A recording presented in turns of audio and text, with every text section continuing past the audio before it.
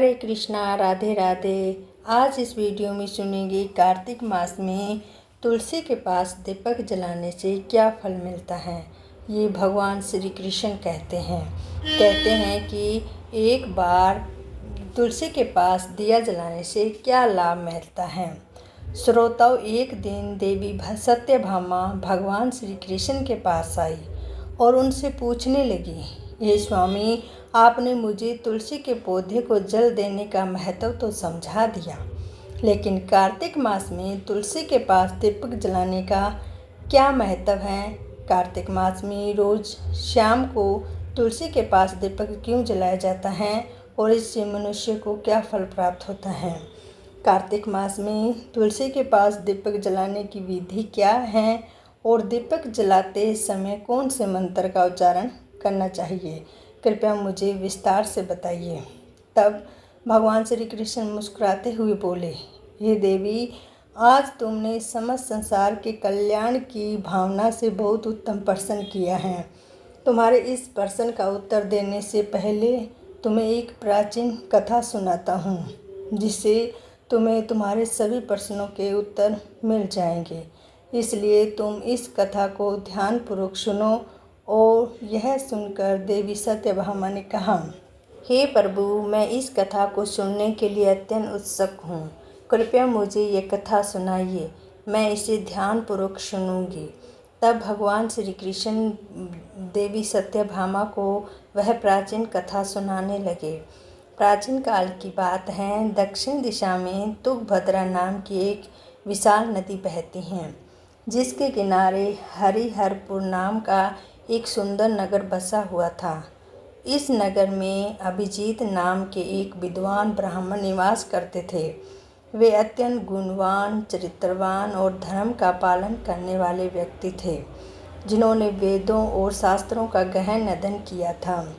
श्रोताओं, अभिजीत की एक पत्नी थी जिसे लोग दुराचारी कहकर पुकारते थे। उसके कर्म ही ऐसे थे जिसे लोग उसे यह नाम देते थे। वह हमेशा अपने पति का अपमान करती, उन्हें तुच्छ कहती और उन्हें दुखी करती थी। उसने कभी अपने पति के साथ प्रेम पूर्वक व्यवहार नहीं किया और ना ही कभी उनके लिए भोजन बनाया। जब पति श्रोताओं या परिवारों के लोगों को खूब घर बुलाते तो वह उन्हें अपमानित करके भगा देती थी। स्वयं वह अन्य व्यभिचारिणी स्त्रियों के साथ घूमती रहती थी और प्राय पुरुषों में उनकी रुचि थी।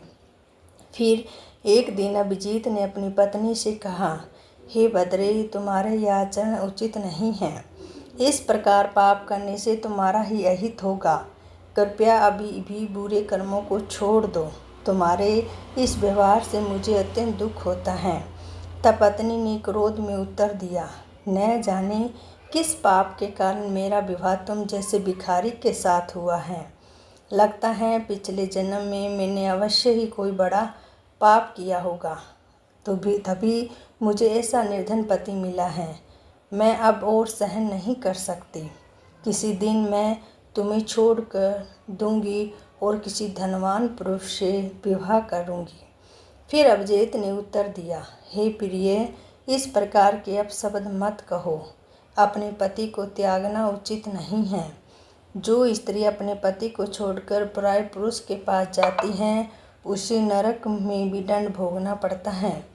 तब पत्नी ने फिर से कटु शब्दों में कहा, तुम्हें ही नरक में जाना पड़ेगा, क्योंकि तुम कोई काम नहीं करते, भीख मांगकर खाते हो। इससे झोंपड़ी और नरक में तंग आ चुकी हूँ। तुम्हारे साथ रहना तो नरक में रहने के समान है। फिर भगवान श्री कृष्ण कहते हैं, हे देवी, जो स्त्री अपने पति का अपमान करती हैं और उसे छोड़कर पराये पुरुषों के पास जाती हैं, उसके घर में हमेशा दुर्भाग्य आता है और उसे नरक में दंड अवश्य मिलता है। फिर एक दिन वह स्त्री वन में जाकर एक वृक्ष के नीचे खड़ी हो गई, क्योंकि उसका मन काम से भरा हुआ था और वह किसी सुंदर पुरुष की प्रतीक्षा कर रही थी। परंतु बहुत समय बीत जाने पर कोई पुरुष नहीं आया, जिससे वह अत्यंत दुखी हो गई। प्रीतम की खोज में वह इधर उधर भटकने लगी, लेकिन उसे कोई नहीं मिला। उसी दिन उसका सारा प्रयास व्यर्थ हो गया। वह रोते हुए कहने लगी, आज कोई सुंदर पुरुष इस मार्ग में नहीं आया, मेरी तो कामना कैसे पूरी होगी? कौन मेरे इस सुंदर शरीर का उपभोग करेगा? मेरी जवानी यूं ही व्यर्थ में जा रही है। वह विलाप करने लगी, हे भगवान, कोई ऐसा पुरुष भेजिए जो मेरी इच्छा पूरी कर सके, चाहे वह मेरा भक्षण भी कर ले, मैं प्रसन्नतापूर्वक उसे अपना आलिंगन करने दूंगी। फिर भगवान श्री कृष्ण कहते हैं, हे देवी, इस प्रकार वह स्त्री जोर जोर से विलाप करने लगी।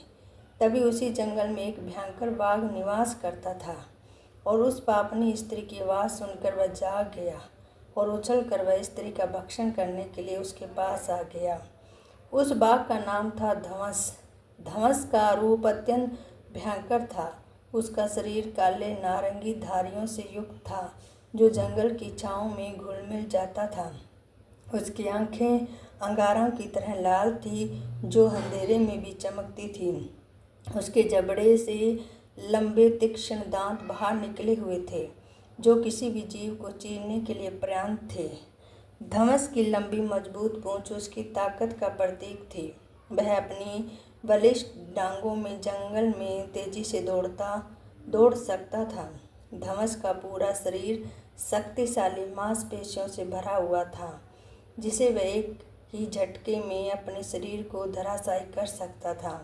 उसकी नाक से बार बार गर्म सांसें निकलती थी, मानो वह हर पल अपने अगले शिकार की तलाश में हो।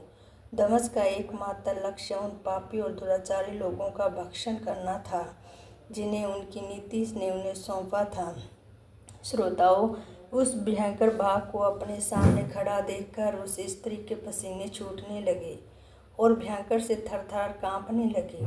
वह स्त्री कुछ कहती इतने में उस बाघ ने अपने पंजों से उसे घायल कर दिया और वह स्त्री जमीन पर गिर पड़ी। जमीन पर गिरते ही वह स्त्री चिल्लाते हुए बोली, अरे बाघ, तू किसके लिए यहाँ आया है और मुझे क्यों मार रहा है?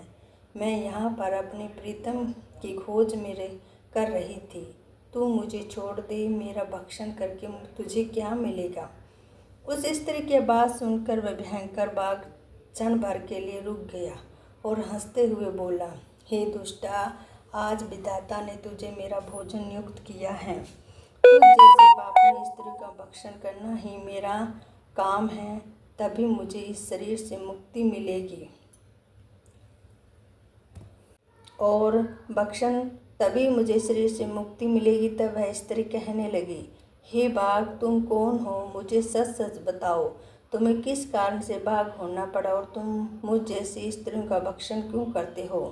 पहले मुझे सारी बात बताओ और फिर मेरा भक्षण करो। फिर धवंस नाम का वह बाघ कहने लगा, हे पापनी, मैं तुम्हारे पूर्व जन्म का वृत्तांत सुनाता हूँ कि किस कारण से मुझे बाघ होना पड़ा। पूर्व काल में दक्षिण देश में अमला पहाड़ नाम की एक पवित्र नदी बहती थी। उसी नदी के तट पर एक नगरी बसी हुई थी। यह नगरी अपने सुंदर मंदिरों, शांत वातावरण, धार्मिक अनुष्ठानों के लिए प्रसिद्ध थी। वहाँ एक ब्राह्मण परिवार निवास करता था जिसमें मैं जन्मा। मेरा नाम देवव्रत था। मेरे पिता एक आदर्श ब्राह्मण थे जो यज्ञ, हवन, धार्मिक अनुष्ठानों का पालन करते थे। मैंने अपनी किशोर अवस्था में वेदों का अध्ययन किया और यज्ञ आदि धार्मिक कार्यों में पारंगत हो गया। लेकिन जैसे जैसे मैं बड़ा हुआ, मेरे मन में धन का लोभ बढ़ता गया। मैं अनेक यज्ञों का आयोजन किया, लेकिन वे धार्मिक उद्देश्य से नहीं बल्कि धन के लिए किए गए थे। मैं पापियों के साथ बैठता था जो धर्म का पालन नहीं करते थे और उनके साथ भोजन करता था और मेरे धन के लोभ में उनके अनैतिक कार्यों का समर्थन भी किया। धर्म के मार्ग से भटकते हुए मैंने उस वस्तुओं का भी सेवन किया जिन्हें ब्राह्मणों को नहीं करना चाहिए था। मेरा मन इतना लोभ में डूब गया कि मैं बहाने बहाने में दूसरों से धन मांगता और फिर वापस नहीं करता। मैंने अनेक प्रकार के छल कपट किए और इस प्रकार पाप करते हुए कई वर्ष हो गए। फिर समय के साथ मेरा शरीर कमज़ोर हो गया, बाल सफ़ेद हो गए, आंखें धुंधली हो गई और मुंह के दांत गिर गए। लेकिन धन का लोभ अभी मेरे मन में नहीं रह गया। मैं और पाप करता रहा। फिर एक दिन धन के लालच में मैंने फिर से नदी के किनारे गया, जहाँ मैंने अन्य धूर्त ब्राह्मणों के साथ मिलकर लोगों को ठगा। इसी सभी ने झूठे मंत्रों का उच्चारण किया और बिना विधि विधान के ही देवी देवताओं का पूजन किया, लेकिन उसका उद्देश्य केवल अधिक से अधिक धन दान में प्राप्त करना था। हमने लोगों को धर्म के नाम पर धोखा दिया। फिर उस दिन मैंने काफ़ी धन एकत्रित किया, लेकिन उसी समय मेरे साथ एक भयंकर घटना घटी। जब मैं उस नदी के तट पर बैठा था, तभी एक बीमार और भटकता हुआ कुत्ता मेरे पास आया। मैंने उसे धुतकार कर भगा दिया, लेकिन वह क्रोध में आकर मेरे पैर में काट बैठा, जिसे मैं मूर्छित होकर वहीं गिर पड़ा और उसी क्षण मेरे प्राण निकल गए। लेकिन फिर मृत्यु के बाद यम के 2 दूत प्रकट हुए, जो काले और भयंकर रूप वाले थे और उनके हाथों में जंजीरें थी। उन्होंने मुझे पकड़ लिया और यमपुरी की ओर ले गए। वहाँ फिर यमपुरी में मुझे यमराज के सामने खड़ा किया गया। यमराज ने अपने दिव्य शासनों से चित्रगुप्त को आदेश दिया कि वे मेरे कर्मों का लेखा जोखा प्रस्तुत करें। तब चित्रगुप्त ने बड़े ही गंभीर स्वर में कहा, हे धर्मराज, यह ब्राह्मण जिसका नाम देवव्रत था, उसने अपने जीवन में घोर पाप किए हैं। इसने धर्म के नाम पर लोगों को ठगा है और झूठे मंत्रों का उच्चारण करके यह किए हैं और भगवान का अपमान किया है, जिससे वह धन के लालच में धर्म से दूर हो गया और इससे भी कभी धर्म का पालन नहीं किया। इसलिए यह पापी ब्राह्मण नरक जाने के योग्य हैं। फिर यमराज ने अपने दूतों को आदेश दिया, इस पापी को नरक की अग्नि में डाल दो, जिससे यहाँ वहाँ जाकर अपने कर्मों का फल भोगे। इसके बाद मुझे नरक की भयंकर अग्नि में डाल दिया गया, जहाँ वर्षों तक मैंने वहीं यातना सहन की और मेरी आत्मा को भयंकर पीड़ा सहनी पड़ी। फिर अनेक वर्षों की सज़ा के बाद मेरे पापों के कारण मुझे बाघ का शरीर प्राप्त हुआ और मैं इस दुर्गम वन में निवास करने लगा। और श्वेताओ धवस ने अपनी कहानी को समाप्त करते हुए कहा, अपने पूर्व जन्मों के पापों का पश्चाताप करते हुए मैंने संकल्प लिया कि मैं कभी भी महात्मा, साधु पुरुष या सती स्त्रियों का भक्षण नहीं करूँगा। मैं केवल उन पापियों, दुराचारों, कुलटा स्त्रियों का भक्षण करता हूँ जिन्होंने अपने जीवन में अधर्म के मार्ग पर चलकर दूसरों के दुख दिया है। मुझे विश्वास है कि ऐसा करने से मुझे मेरे पापों की मुक्ति मिलेगी और मैं इस शरीर से जल्द ही मुक्त हो जाऊंगा।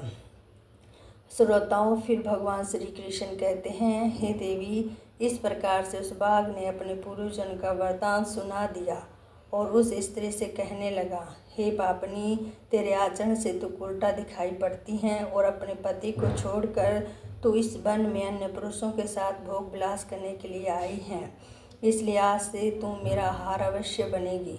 इतना कहकर उस बाघ ने अपने तीक्ष्ण नाखूनों से उस पापी स्त्री को मारकर उसे खा लिया और फिर वह बाघ उस स्थान से चला गया। और उस स्त्री की मृत्यु के बाद उस स्थान पर यम के 2 दूत प्रकट हुए और उस पापनी स्त्री को उठाकर यमपुरी में ले गए। वहाँ पर उसने यमराज के सामने खड़ा कर दिया गया। फिर चित्रगुप्त उस स्त्री का लेखा जोखा निकालते हुए यम से कहने लगे, हे धर्मराज, यह स्त्री तो अत्यंत पापिनी है। इसे घोर पाप किए हैं, इससे व्यभिचार किया है और अपने पति को कभी सेवा नहीं की। अपने पति को भूलकर प्राय पुरुषों के संग भोग विलास किया करती थी। तब उनके पापों को सुनकर यमराज अत्यंत क्रोधित हो गए और उन्होंने उस स्त्री को अग्नि से भरे हुए कुंडों में डालने का आदेश दे दिया। फिर यमराज के आदेश को सुनकर वह स्त्री अत्यंत भयभीत हो गई और फिर वह दुराचार स्त्री यमराज से कहने लगी, हे धर्मराज, मुझे मेरे पापों के लिए क्षमा करें। मैंने यह अनजाने में पाप किए हैं, कृपया मुझे पश्चाताप का अवश्य प्रदान करें। तब यमराज कहते हैं, हे स्त्री, तुमने जो पाप किए वे निंदनीय हैं। तुम्हारे पापों के लिए कोई पश्चाताप नहीं है। जो स्त्री अपने पति का त्याग करती हैं और अपने पति को छोड़कर प्राय पुरुषों के संग विहार करती हैं, उसे निश्चित ही नरक में जाना पड़ता है। इसलिए अब तू नरक की यातनाएं भोगनी ही पड़ेगी और और फिर यमराज ने अपने दूतों से कहा, हे दूतों, इस पापी स्त्री को ले जाओ और उसे भयंकर नरकों में डाल दो, यह उसी के योग्य हैं। फिर यम के दूत उस स्त्री को नरक में ले गए, जहाँ उसे अनेक वर्षों तक जलते हुए तेल में कुंडों में पकाया गया। फिर उसे निकालकर रोरम नामक नरक में डाल दिया गया। इस प्रकार से उसे कई वर्षों तक अलग अलग नरकों में डाला गया। फिर नरक में कष्ट भोगने के बाद वह महापाप स्त्री पुण्य पृथ्वीलोक पर आकर चंडालनी के रूप में जन्मी। फिर चंडाल के घर में जन्म लेकर वह फिर से अपने पाप करने लगी, जिससे वह व्यभिचारिणी में लिप्त हो गई और कई पापी पुरुषों के संग विहार करने लगी। फिर कुछ समय बाद पूर्वजन्म के पापों के कारण उसे कोढ़ का रोग हो गया और वह भयंकर पीड़ा सहन करने लगी। उसका शरीर जलने लगा और उनकी आंखों में भी पीड़ा होने लगी और इस कष्ट को सहते हुए वह एक दिन बिताने लगी। फिर एक दिन वह तीर्थ में स्नान करने के उद्देश्य से अंतपुर में चली गई। वहाँ पर एक आश्रम के बाहर निवास करने लगी, जहाँ उस आश्रम में एक तुलसी का पौधा था। अन्य स्त्रियों को वहाँ कार्तिक मास में तुलसी के पास दीपक जलाते हुए देखकर उस पापनी स्त्री को बड़ा आश्चर्य हुआ। फिर एक दिन उस स्त्री ने वहाँ निवास करने वाले एक साधु से पूछा, हे साधु महाराज, यह कौन सा पौधा है और यह स्त्री उसके नीचे दीपक क्यों जला रही हैं? तब उस साधु ने कहा, हे कल्याणी, यह अत्यंत पवित्र तुलसी का पौधा है। इसके दर्शन मात्र से ही संकटों का नाश होता है और हम तुलसी को कार्तिक मास में जल देने से सभी देवी देवताओं की कृपा प्राप्त होती है तथा उनके साथ पास दीपक जलाने से समस्त पापों का नाश होता है। तब साधु की बात सुनकर उस स्त्री को बहुत प्रसन्नता हुई और उसने साधु से पूछा, हे साधु महाराज, यदि कोई अत्यंत पापनी स्त्री उसके पास दीपक जलाए तो क्या उसके पाप को नष्ट हो जाएंगे? तब साधु ने उत्तर दिया, हे पुत्री, यह सत्य है। यदि किसी स्त्री ने घोर पाप किए हो तब भी उनके पाप कार्तिक मास में तुलसी के पास दीपक जलाने से नष्ट हो सकते हैं और उसके सभी पापों के पाप भी समाप्त हो जाते हैं। किंतु वह पुत्री, तुम कौन से हो? इस प्रश्न का कारण पूछने क्या है? तब वह स्त्री कहती हैं, हे साधु महाराज, मैं बहुत पापनी हूँ। मैंने व्यभिचार किया है तथा अनेक प्रकार के पाप किए हैं। मेरे पापों के कारण ही मुझे ऐसी दुर्दशा हुई है। कृपया मुझे पापों से मुक्ति का उपाय बताइए। फिर साधु कहते हैं, हे पुत्री, अब से तुम पूरे कार्तिक मास इस तुलसी के पास दीपक जलाया करो, जिससे तुम्हारे समस्त पाप और दोष समाप्त हो जाएंगे। फिर उस साधु की बात सुनकर उस पापी स्त्री ने भी वही किया। उसने तुलसी के पास पौधे के पास एक दीपक जला दिया। इस प्रकार से वह स्त्री नित्य उसी स्थान पर तुलसी के पास दीपक जलाने लगी। फिर एक दिन वह स्त्री शाम के समय तुलसी के पास दीपक जलाने लगी तो उसी समय उनकी हृदयाघात से मृत्यु हो गई और वह जमीन पर जाकर गिर पड़ी। फिर यमराज के दूत आए और उस स्त्री को यमलोक ले जाने के लिए उस स्थान पर प्रकट हुए। जैसे ही यम के दूत उस पापी स्त्री के पास में बांधने ले जाने लगे, तभी भगवान विष्णु के 2 पार्षद उस स्थान पर प्रकट हुए। वे दिव्य पार्षद अत्यंत तेजस्वी थे। उनके शरीर में श्रवण प्रकाश की किरणें निकल रही थी, जो चारों ओर का अंधकार दूर कर देती थी। उसका रूप इतना मोहक और दिव्य था कि उन्हें देखकर किसी का भी मन श्रद्धा से भर जाता था और उनके चेहरे पर शांत मुस्कान थी और अपार करुणा और दया का प्रतीक थी। उनके वस्त्र रत्न जड़ित और रेशमी थे, जो पीले और सुनहरे रंग में चमक रहे थे। मानो स्वयं वैकुंठ का सौंदर्य उनके व्यक्तित्व पर समाया हुआ था। उनके कानों में सुनहरे कुंडल झूल रहे थे, जिनके दिव्य संगीत की ध्वनि प्रतीत होती थी। उनके माथे पर तिलक और चमकती हुई बिंदी थी, जो अनेक दिव्यता का सूचक थी। वे दोनों विशाल कंद और बलिष्ठ थे। उनके हाथों में दिव्य गदा थी, जो न्याय और धर्म की शक्ति का प्रतीक थी। वे उस स्त्री को अपनी दिव्य पाश से मुक्ति का आश्वासन देते हुए आए थे जिससे उनके सभी पाप नष्ट हो सके और उसे स्वर्ग की यात्रा का अधिकारी बना सके। तब उन पार्षदों ने यमराज के दूतों को रोक दिया और कहने लगे, हे यमदूतों, इस स्त्री को तुम छोड़ दो। यह स्त्री नरक जाने की योग्य नहीं है। तुम इनके आदेश से ऐसा अधर्म कर रहे हो। फिर यम के दूत कहने लगे, हे पार्षदों, हम यमराज के आदेश से इस पापी स्त्री को उठाकर ले जा रहे हैं, किंतु आज हमें किस कारण से रोक रहे हो? यह स्त्री अत्यंत पापी है, इसी नरक में ले जाने की आज्ञा मिली है। यह सुनकर भगवान विष्णु के पार्षद मुस्कुराए और बोले, हे यमदूतों, तुम सत्य बोलते हो, लेकिन स्त्री का एक ऐसा पुण्य भी है जिसके समस्त पापों को मिटा चुका है। क्या तुमने देखा नहीं कि इसने अपने जीवन में संध्या के समय तुलसी के समीप दीपक जलाया था? तब यमदूतों ने चकित होकर पूछा, हे पार्षदों, कार्तिक मास में क्या केवल तुलसी के समीप दीपक जलाने से और उसके समस्त पाप नष्ट हो सकते हैं? फिर भगवान विष्णु के पार्षद ने गहन दृष्टि से यमदूत की ओर देखा और समझाया, तुम इस बात को नहीं समझते यमदूत। तुलसी भगवान विष्णु की परम प्रिय है। जो भक्त श्रद्धा और भक्ति से उसे पार कार्तिक महा तुलसी के समीप दीपक जलाता है, वह स्वयं भगवान श्री हरि विष्णु की कृपा का पात्र बन जाता है। संध्या के समय दीपक जलाने का पुण्य अत्यंत गुना बढ़ जाता है और यह केवल उनके पापों को नष्ट करता है, बल्कि उसे स्वर्ग का अधिकारी भी बनता है। इस स्त्री ने सच्चे हृदय से तुलसी का पूजन किया है और दीपक प्रज्वलित किया है। इसी कारण इसके सारे पाप नष्ट हो चुके हैं। अब वह नरक जाने की योग्य नहीं है।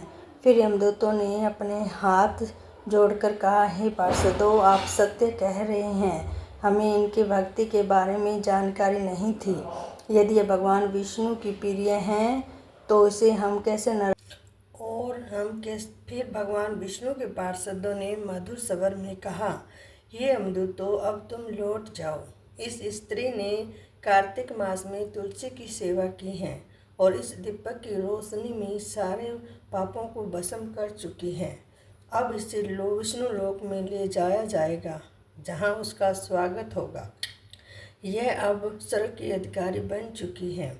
फिर श्रोताओं पार्षदों की बात सुनकर यमदूतों ने उस स्त्री को छोड़ दिया और यमलोक लौट गई। तब वहां जाकर उन्होंने यमराज को सारा वृत्तांत कह सुनाया। फिर भगवान विष्णु के पार्षदों उस स्त्री को दिव्य विमान में बिठाकर स्वर्गलोक ले गए।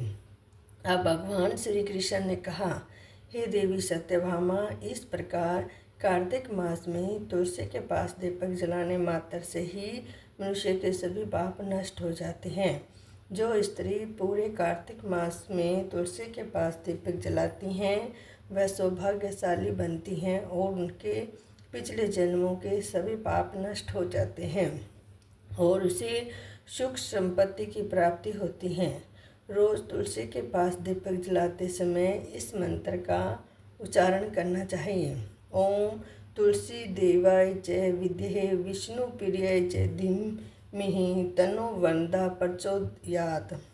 यानी भगवान श्री कृष्ण ने कहा, हे देवी, 1000 अमृत के घड़ों से नहाने पर भी श्री हरि की उतनी तृप्ति नहीं मिलती जितनी तुलसी का एक पत्ता तोड़ने से मिलती है, और 100,000 गोदानों में जो फल प्राप्त होता है वही फल तुलसी पत्थर के दान से मिल जाता है।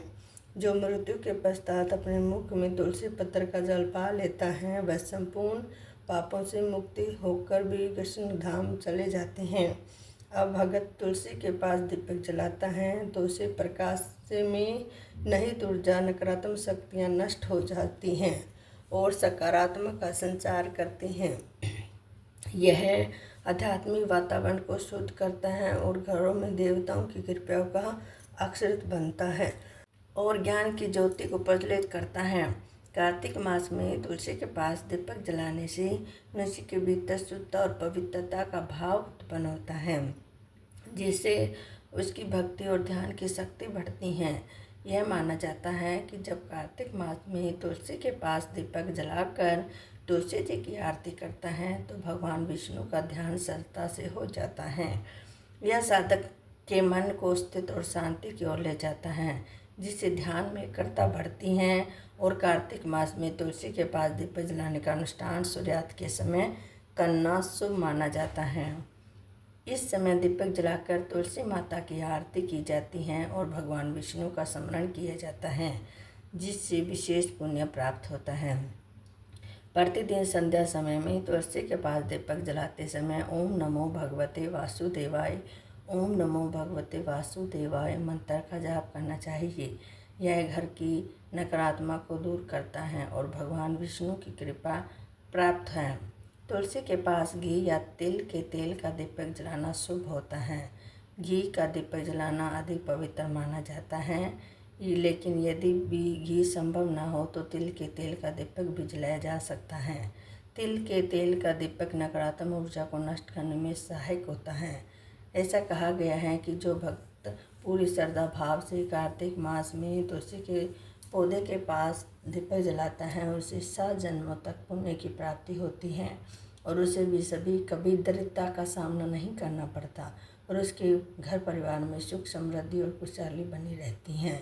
धार्मिक ग्रंथों में भी उल्लेख है कि कार्तिक मास में तुलसी के पास दीपक जलाने से पितृदोष, ग्रह दोष, काल सर्प दोष जैसी बाधाएं दूर हो जाती हैं।